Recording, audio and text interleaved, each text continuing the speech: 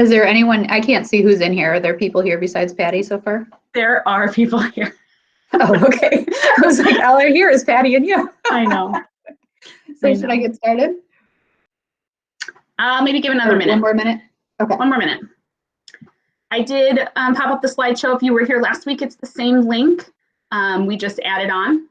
So you can kind of scroll down to the middle. You'll see like a part 2 and you have access to all the links. And I did post the feedback form, but I'll post it again at the end.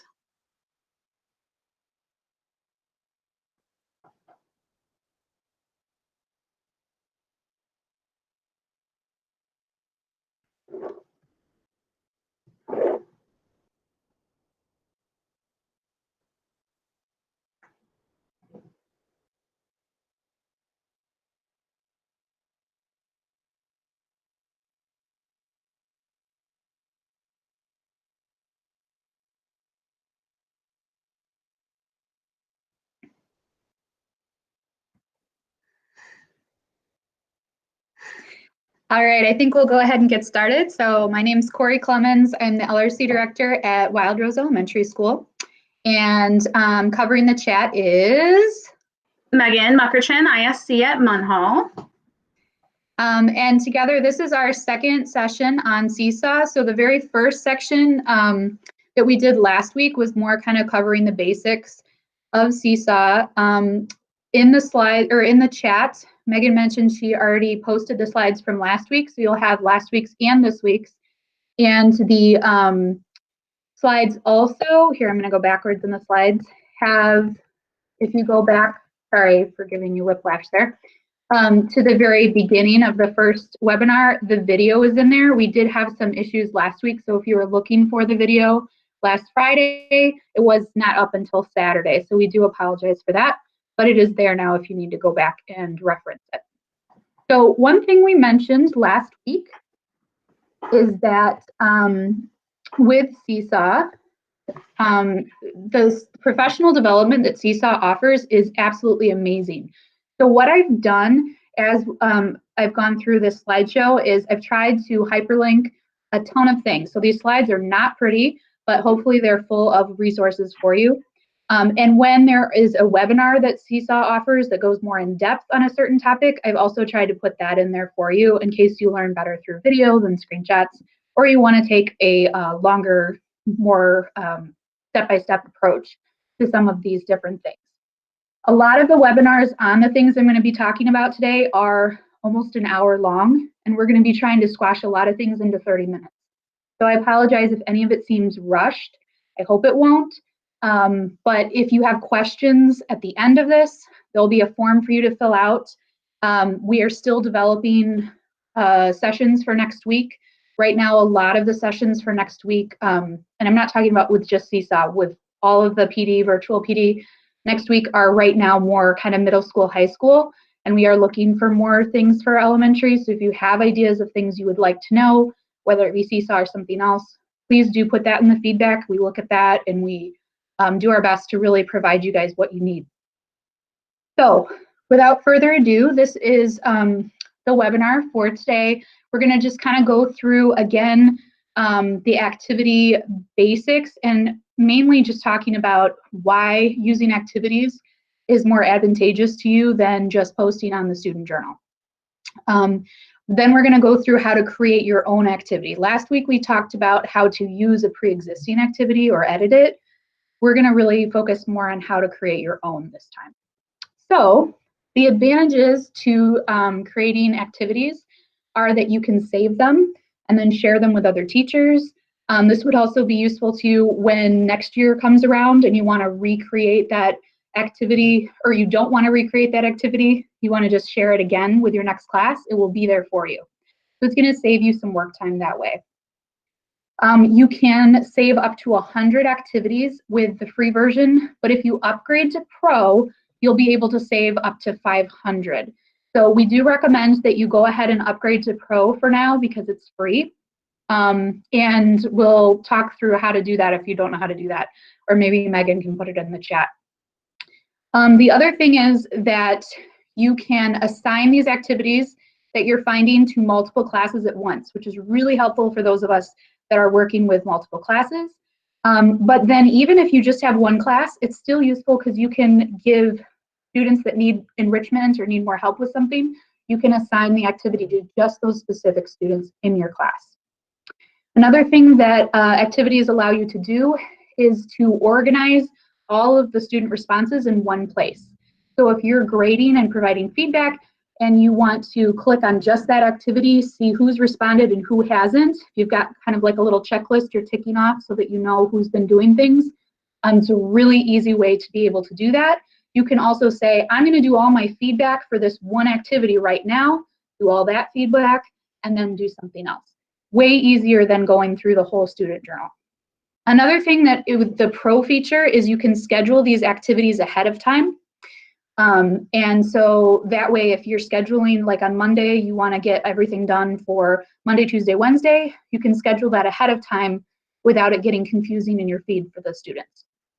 And at the end of the week or after you've given people an opportunity to respond to activities, you can archive the activities. Then the activity will stay in the student's journal, so they won't lose their work, but it won't show up in that activities section. And so when they go to look at the activities, they're not going to have to scroll through a bunch of other activities. They'll be able to see right at the top the newest ones you've assigned. So that's really helpful as well. And then lastly, a huge advantage, and let me see, I might just show you really quick too on this in Seesaw. So with activities, when I go to, as a student, I'm going to see that there's a new message saying that I have these activities to complete. I have 8 of them. And as I complete them, the number will go down. Well, if I click on add a response here, even if I didn't read the directions, like, you know, we kind of expect, we don't really expect because we know they don't, but we hope that students are reading instructions first, but we know they're not. So if they go straight here and they're like, draw Fiona, what? They can go right up to these view instructions and they can listen to the instructions and look at them and then say, oh, okay, I've got it. Work on the slide. And then if they're confused again, like on what to do for the second slide, they can go back up to the instructions again. You won't get that with the student journal. All right, so those are our advantages. Ooh, I should not have signed out of that, darn it. For using activities. All right, continuing right along. There is an extension called the Seesaw Reflect extension. This is a new tool. If you guys are really used to using snipping tool, then you might not really need this as much, but it does save you some time. If you have no idea what snipping tool is, then this might be something great for you because you might just absolutely love it. Basically, what it does is it's going to take a screenshot of whatever it is you're looking at. So I'm going to show you an example. I'm going to go into Seesaw like I was creating an activity. So I'm going to click on add, assign activity.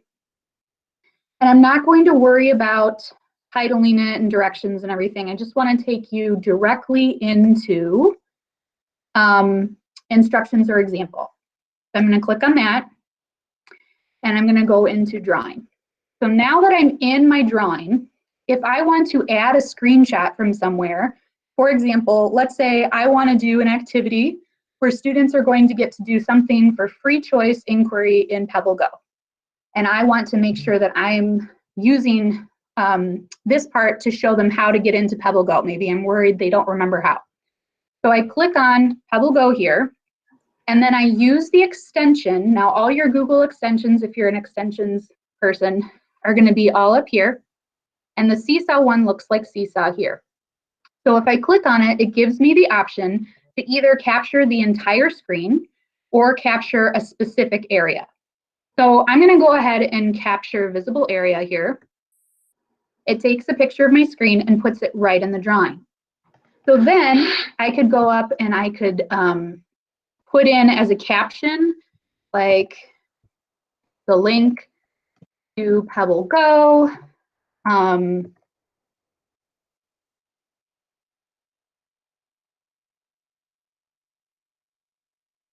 then I can like highlight this to kind of show them that after they do this, they're going to click on here.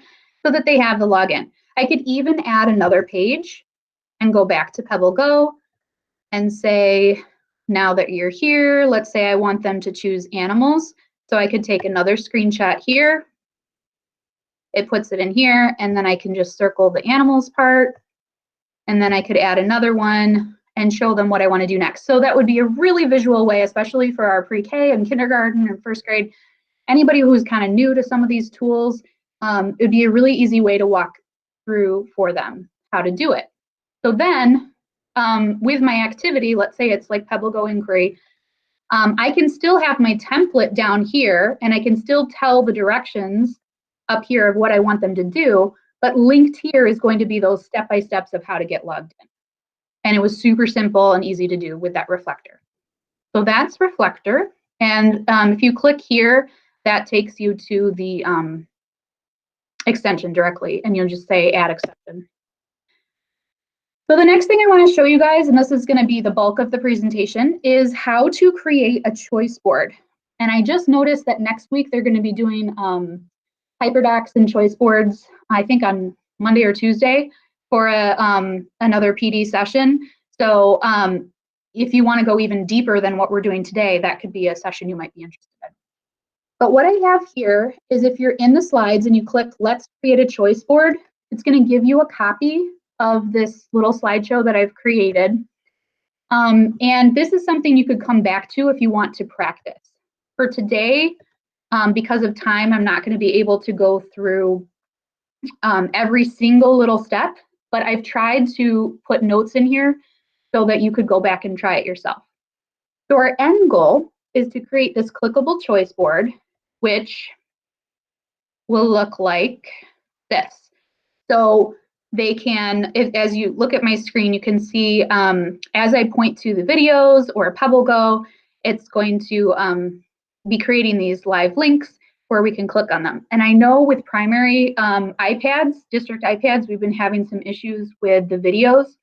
So I'm wondering if this could help doing it this way. I haven't gotten a chance to try out it on a kid's iPad to see, but that could help with some of those issues people have been having.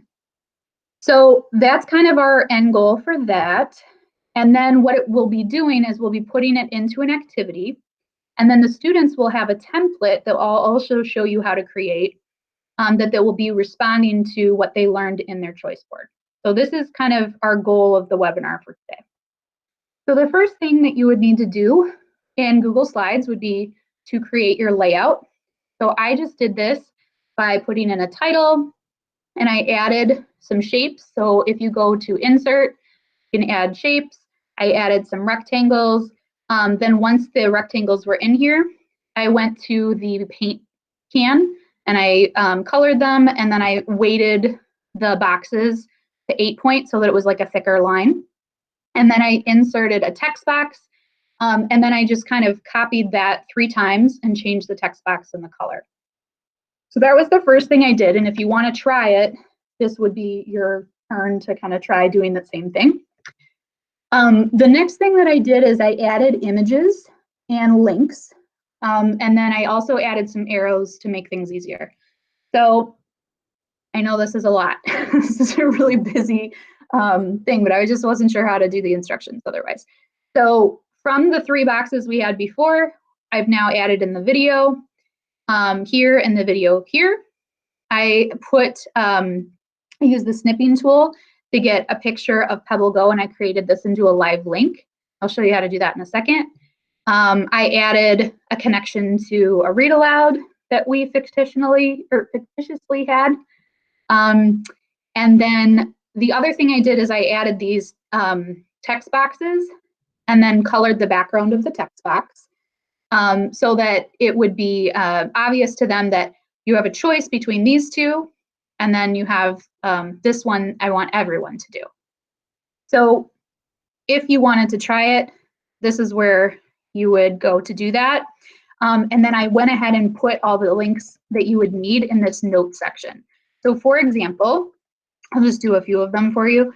So if I want to do watch the video of the Fiona, I'm copying the link. And I'm going up to insert video. And then when I do that, it asks me, do I want to do it by YouTube search or Google Drive or URL? And I'm going to choose URL and paste. And then I get my video, I'm going to select it, make it smaller, and then put it right where I want it. So that's the easy thing for inserting the video. For inserting the link to PebbleGo, I have to go back to my PebbleGo that I had before and use the snipping tool. If you've never used the snipping tool before, it looks like this. Hopefully you can see my whole screen that I'm pointing at. What you do to get in there is you have to go to the Windows icon here. And if you've never used it before, you're going to find it buried under Windows Accessories. You click on the little caret and you're going to click on Snipping Tool. When Snipping Tool comes up, you click on New, and then you're just going to highlight the part that you want, and it will automatically copy it to your desktop. So now when I go back, I can paste that right in there. And this is the part this is the reason I wanted to show you. What's nice about this now is I can make this picture be a clickable link, which is really nice for our younger students. So I can go now to insert a link. The other way to do it is when this is highlighted, you can go straight to this link button right here, whatever makes more sense for you. And then once you have link, you're going to go ahead and put the PebbleGo site in there, which I have. Oh, I actually linked directly to the Hippo page that I wanted them to look at, so that once they're logged in, it will take them directly to that page. So I'm going to link to there. And now when they hover over this in present mode, like once we've gotten it finished, they would be able to link on it. And then I would do the same thing with the link there. For shapes, on the one up here, I had added these little arrows. You find those just in the insert shape, and then you can find the arrows. Same thing with callouts. I added that up here, and then I just kind of changed the little speaker tag to go over here, and I put my book over there. And then inside of this, if you double click, you can type, and I said something about the read aloud. So that's kind of how that works if you want to play around with it. And then once you are finished, you're going to want to do two things. The first thing is you want to make sure that you've shared it so that everybody can view it.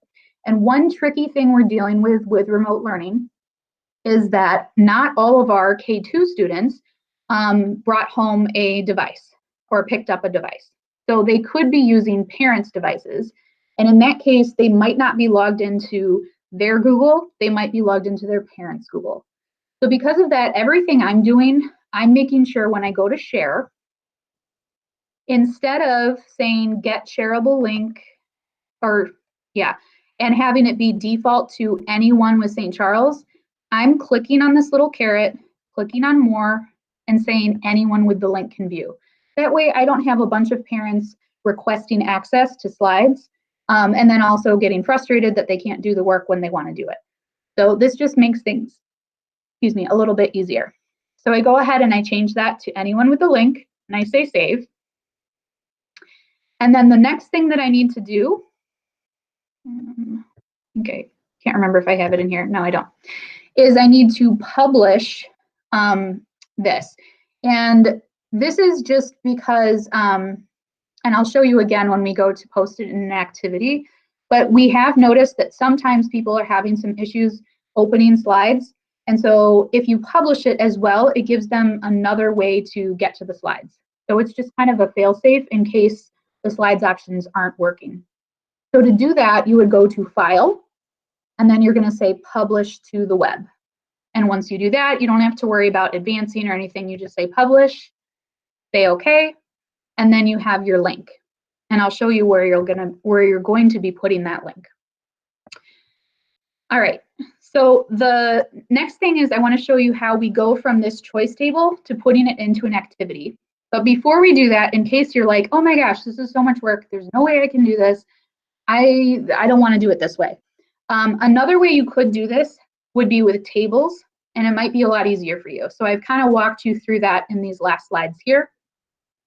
You would take a table, a 3x2 table, which you find by saying insert, and then you would go to table, and then you would insert 3x2, and then you're gonna just pull up here and pull down here, and you'll have your table. All right, so then the next step would be to go over here to this line and to move it so that you've got just like a header. And then you can fill in your header, watch the video, read the book, visit the website. And then if you wanted to, you could even, like if you are going to have something where it's not like a do this, then do this, then do this, where it's a 3-step process, if it's like a choice board, but you have kind of like how I did for Fiona, where choose between these two and then also do this, you could add another row with a header like this. And if you don't know how, if you're not super good with tables, what I did here is with this row, I copied 2 of the cells. I copied those 2 cells, and then I right-clicked and I said merge cells. And that is how I got this to merge. Okay. All right. So I'm going to go ahead and get out of this, and we're going to go ahead and create this into an activity. So I'm already at the activity spot and it's blank, so I'm just going to go ahead and go for it. Instead of spending a lot of time typing this all up from scratch, I do have it ready to go. So I'm just going to kind of plug in some things. So the directions I've got right here. Oops. So I'm going to plug in the directions. And last week we talked about these Seesaw icons. So if I want to have the students use the microphone, if you click on mic like that, that's going to make it like you have to do the mic. Once your directions are turned into an actual activity, students are going to see this microphone. So that's a really nice tip and makes it really visual for the students. So I've used a couple of those. I did it with check here, I did it with drawing, and I did it with mic. So that's the directions part. The next part we're going to do is we want to put in this choice board we've created as our example. So I'm clicking on that, and I'm going to go to Google Drive where I had it. I'm going to select from Google Drive. And hopefully I'll find it quickly. I want to make sure I get the right one. I think it's this one. And what it's going to do is it's going to take that slide I created and turn it into a PDF. So when students see it, they should be able to, because it's a PDF, they should be able to click on it. If they can't, show you what's going to happen here. Well, I guess I'd have to show you from the student view. But if they can't, there'll be like a little box down at the bottom that says View Original or View in Google Slides. So that's another, that usually on an iPad especially, but even on a computer, they often have to click on either View Original or View in Google Slides. But that other way we talked about with the publishing it as a website, I'm going to, in the caption here, that's where I'm going to put that web link. So the web link, just to remind you what it looked like, this is the web link, right? So I'm going to take that web link and I'm going to put it in that caption. And that way, if they are, if they're not able to click on it another way, then they have that link they can click on and click into it that way. So we're just giving them lots of options there. That's all I'm going to do for this step. So now my choice board is there and I have directions, and we're going to come back to this in a little bit because we're going to next work on this template. So I'm going to go back to my slides.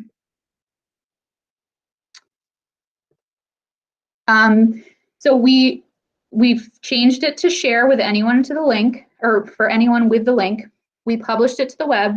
We added the activity in Seesaw from uploading to Drive. We added the web link in the captions.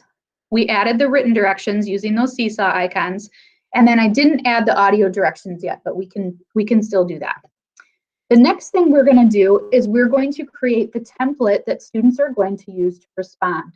We can do this in two different ways. One way is you could create a template in Google Slides.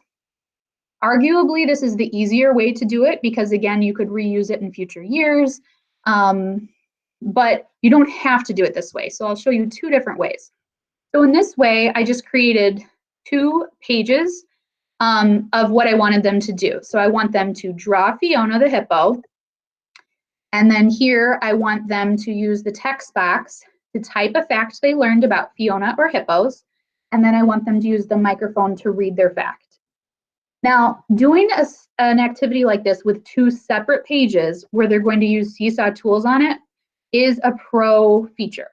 So if you're still using the free feature, you can't do this. Instead, what you would do is you would have to do one slide that combines both. And you can absolutely do that. That's what all of us were doing for years before they just started this whole multiple page thing. So either way works. It just depends on how you would prefer to have your workflow go for students. So one way that I could continue with this activity would be then to go to Drive. And then again, I want to find this slide that I just was showing you. Click on it. It turns it into those PDFs, and then you can see these different options, and they're going to use these to create. So that's one way to do it. The other way I want to show you, though, is creating those templates in the actual Seesaw tools. And sometimes this might just be easier for you because it's one less thing, to not have to like create it in slides and then share it over. So what you would do there is you'd go into drawing and you would go to the 3 little dots and choose your background color. Then you would add your text box, and I'm just going to say draw Fiona. So on this one, that's all I'm going to do. But then in order for the students to not be able to move this around, the trick is I have to click on these 3 dots and lock. So that's it. Then I can add my second page that I had. So I'm going to go ahead and just give it a background again. You don't have to, but it just makes it more fun. And I'm going to this time say, type a fact about Fiona or hippos, and then read your fact.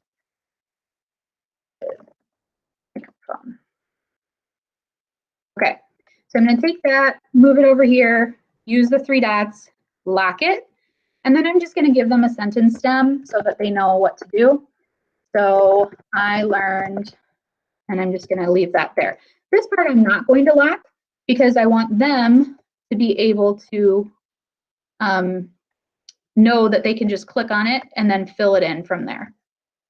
So I'm done. I'm going to click on the check. And now this is the template that the students are going to have. So my last step here, besides giving this title, I need to go ahead and add these voice instructions. We went over that last time. What I do is I just would say our read aloud for the week was Saving Fiona, and this is our extension choice board, and then I would just kind of read through all of this so that students can rely on listening to the instructions instead of having to call a parent over if they can't read something. I think that's really key. The other thing I want to show you, and I think we showed this last time, but just worth repeating, if you click on the more options, if you go down to edit, isn't this where it is? I always mess this up. No, it is not. It's when I go to assign, I'm sorry. So I'm going to go ahead and say save. This activity is now going to be in my library, but kids do not have it until I assign it. So I'm going to go ahead and assign it. So when I go to assign, I can choose which classes I want to give it to. Let's say I'm going to give it to my sample for webinar. And then let's say I really just wanted to give this to one student in my class, not to everybody. So then I can go to edit students and I can choose the student that I want to send it to. And this is also another thing that's super helpful. I can choose the folder I want it in. And so I'm going to choose webinar example, and then I'm going to put it here. I'm going to assign it to this one class.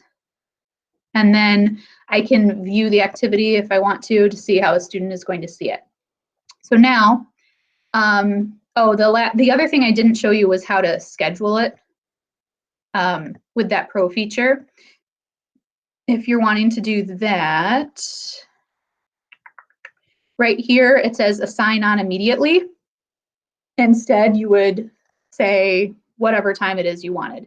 And if you're assigning a multiple activities, I know some of my teachers have done like 7:59, 8 o'clock, 8:01, just so that make sure that in the feed, that's the order that they see those activities, if that's important to you. So sorry, I'm going to jump in. Another option then also for titling it, I've been talking with people about how to kind of keep it, your stream, the journal and all the activities easy for kids to know what they're supposed to do, is you can number them too. Like, so love it. Before saving Fiona, I would put like 0, 1, or 1 or whatever it is, and then the next one would be 2. So then they can find it in order, because sometimes that'll be helpful if you're pushing out all the assignments for the day or even the week, at that one time. So numbering them then when you do the activity. I do want to say we are at 1:30, so if you need to go, totally get it. We're recording this though, so you can catch whatever we still kind of talk about, but if you can stay, feel free to stay for a few more minutes as Corey wraps up. Okay, thanks. Okay, so that is assigned as a student. When they click on add response, this is what they'll see. So they're going to see the view instructions like we talked about, and then they'll also be able to draw. Notice they cannot move this because it's locked. So that's why it was important to lock. This is a new feature that they have as well, as this draft feature. This is only available to Pro as well. And if you were going to try to do something where you just have like one activity with multiple pages and it's like, here's your math, here's your ELA, here's something else, I feel like that would only be possible if they could save it and come back to it later. So just know that if you're in that free version, they can't save it and come back to it later. So it's something to consider when assigning. So sometimes making quick, short assignments is better. All right, so the last thing I want to show you, and I'm going to show you from, let's see if I can do it here. I don't know if I can. Yeah, is that there are a lot of activities you'll find that people do that are clickable and draggable. We kind of alluded to this last week. And there's a couple different ways you can do that. One way is to create something like this. So I'm going to show you from the student perspective, where with the instructions, it's telling you to click on the label and put the label where it goes. So then students could say, Pearl uses code to give Pascal instructions, and then these other things. So if you want to do something like that, the first thing you would do is you would create your background in slides. So for example, for me, this one, how to create a code, a sandcastle. This is what my slide looked like. And then I put it into Seesaw. And then once I put it into Seesaw, I'll show you how that works. It's pretty simple. And I am hopefully going to be done at 1:40 here. That's my target, guys. So what I would do is I would put in that template, like I was just saying. What did I call that?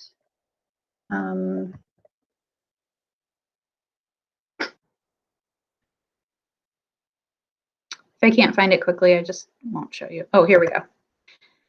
All right, so once I've put that in, then I just need to use the T feature, the label feature, to add in the choices.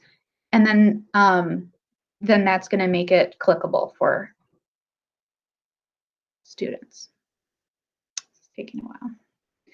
So I would go in and then I would say for my T, I would go ahead and put code, and then I would make a separate label and another label, and then I would click on the check. And that would be, and I did it in the wrong spot because I was rushing. So this would be the template for students. I wouldn't put it in this example, apologies. But that's how you can create a clickable one with words. Now there are others that you can create with images. So I just want to show you an example of a sort like that. So like this one is a 2D shape sort. So what they have here is they've uploaded all these different pictures, and then you can put the pictures and drag them where they go. So it can either be with words or with pictures. And if you're going to use the pictures, you would go to, instead of using the T for the label, you're going to go to the camera and upload. And you're going to then upload all the images. And we did go over that in our example last week in the webinar. So that's pretty much it. The last thing I just wanted to explain is if you want more details on how to create a choice board, there is this really amazing webinar. The guy's name is Chris something or other, and he does a great job with it. He was kind of the first person that started doing the clickable choice boards for Seesaw. So he's a good guru to know. Then also there's some other just links in here that are useful. And one that I didn't talk about is this.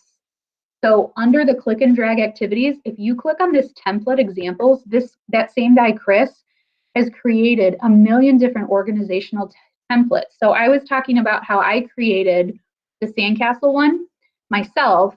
But if you want to click on something like you want to do a Venn diagram, and then you just type in a bunch of words or pictures, and they have to put them in there, this template is already there for you.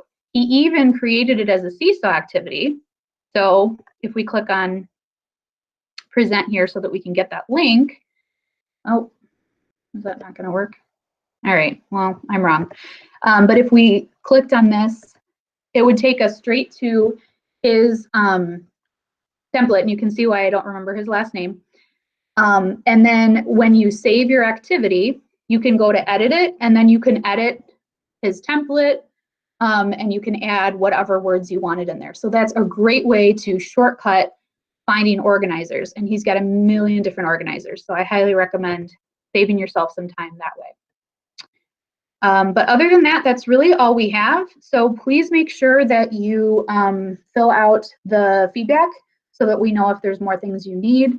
And if you have a question that wasn't answered that you'd like us to try to put on the frequently asked questions that we have, we'd be happy to do that as well. Megan, do you have anything else?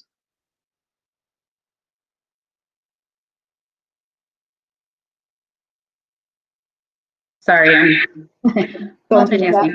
I just reshared the slideshow link, and I'm going to share the virtual PD